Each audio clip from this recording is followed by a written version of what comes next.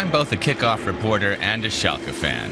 I've reported from almost every Bundesliga stadium. But after 6 years covering every facet of the game, at the end of last season, I'd had enough. Things got to me, like how the game revolves around money, and the attitude of some of my colleagues. I asked myself whether I was at fault, or was it the game itself? But maybe she can cure my cynicism. Hello, hi. Hi. Nice to meet you. This is Jody Strauch. She's flown 12,000 kilometers just to see her favorite team. My name is Jody Strauch. I'm from Maryville, Missouri, in the United States. I am a professor by day and a Bundesliga junkie by night. A huge fan of Schalke 04, and so this is my first trip to the Veltins and so off Schalke. So hope we win today. Today, Schalke take on Stuttgart. It's Schalke's last home game of the season. There are still 4 hours until kickoff, so I show Jody around Gelsenkirchen. She got hooked on soccer during the 2006 World Cup, and she got hooked on the Bundesliga after watching Schalke play Bayern Munich. Most of the games in the U.S. are Bayern Munich, so they were playing Schalke, and I was lost. After that, I told them before, I said, you can't pick who you fall in love with, but I saw Schalke play. I like the way they do the huddle. They get in a group and, before the game. The working class team. The blue-collar ethic is part of the Schalke legend. Gone are the days when players worked in the local coal mines, but it's still part of the club's allure. You see that here at the Schalke Fan Mile. People here have a down-to-earth manner that's characteristic of the Ruhr Valley. You love Kevin Kurani, okay. So what's it like watching a Bundesliga game back in Missouri? Yeah, 8:15, the alarm goes off.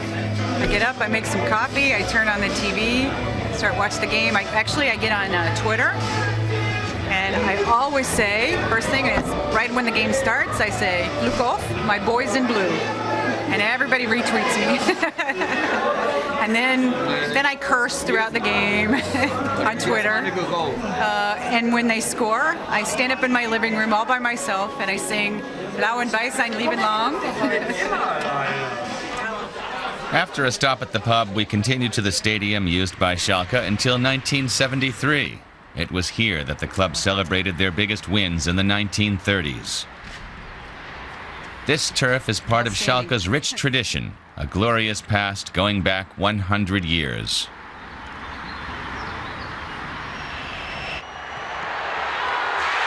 Half a century ago, 60,000 fans packed the stands here. It was an era when the game was about more than just the league standings. That's one thing I like about Schalke is you've got that history there that we don't get a lot of times in the States. I had a thing one time, Schalke 04, and somebody asked me what the 04 stood for. And I said, that's when they were founded. And they said, 2004? I said, no, 1904. So yeah, we don't have that long tradition sometimes in the States with sports especially. So.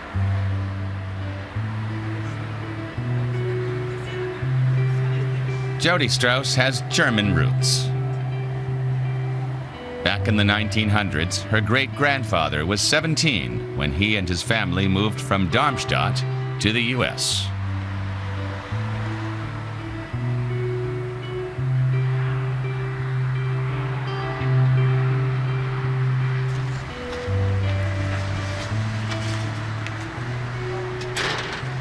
We return to the Veltins Arena, where Schalke are facing off against Stuttgart. At stake is a spot in the Champions League. Here we catch up with Heinz. The two met via social media, and Heinz organized Judy's ticket for the game. I know. Are you prepared for the game? I think so. Did you sing something? Did I sing something? Yeah. No, but I went like this. Okay. I didn't know the words, so I just danced. We head inside the stadium and head our separate ways. Jody takes her seat up in the stands. I also saw my first Schalke match somewhere up there. These days, I'm more often behind the goal with the other journalists. This is Erwin, the Schalke mascot. I once did a report on him, and surprisingly, he still remembers me.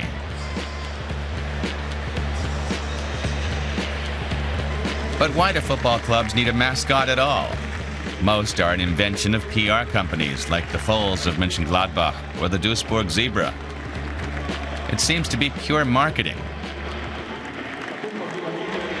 Just like this ball on a pillar, every televised Bundesliga game begins with the same visual. A Steadicam shoots the ball with the Bundesliga logo, zooms back to the players coming out of their changing rooms with the ball boys and girls, and then the referee picks up the ball with a big smile every single game. Since they began using this opening sequence, I've found the start of matches much more monotonous. And week for week, it's the same music, the same drum rolls. Victory celebrations also look the same. Maybe it's a blessing in disguise that Schalke haven't won the championship recently. But at least Jody's enjoying herself. I've always been fascinated by the technology used in the game. For example, what does this guy do? I think he takes care of the mini cameras attached to the nets. But does he care about the game? Or is he just worried about picture quality? And what about this photographer? Is it only about getting a spectacular shot? Does it matter to him who scores and who wins? Who knows? Maybe I'm just too jaded to see the beautiful game for what it is. It's fast. It's very fast. I don't think a lot of people appreciate at first because they just see the scores. But once you watch it, you see the way the feet move and the strategy of the passing. The goal is the final. It's overwhelming, but to watch the plays, it's art to me. It's art in motion, especially when it's played well. Today wasn't to be Schalke's day. They lose 1-0 to Stuttgart.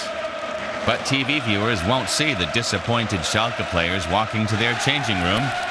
It seems some in the media don't want to show any weakness, but Jody at least takes away a very positive experience. So we lost. Yeah. But I was telling someone we lost, but I'm still a winner because I got to see my team, got to see the arena. It was a great day, great day. After my day with Jody Strauch, I thought about my experiences with Schalke. I thought back to 2001, when Schalke were champions for a few minutes. They'd finished their last game, thought they had the title, but Bayern snatched it away in the final seconds of the season. I remember consoling one of those tough Schalke supporters who was sobbing on my shoulder. It was then I realized that soccer is about people and emotions. You'll never lose your love because you cheer and you're heartbroken, but you always know there's always the next game, there's always the next season. And that's what I kind of like too, is the end of the season, you maybe didn't get where you wanted to be, but there's always next season, and you always start every season thinking, this year, we're going to win it all. We're going to win it all. We're going to do the triple. So thanks to Judy for a memorable day at Schalke and for helping restore my faith in the game.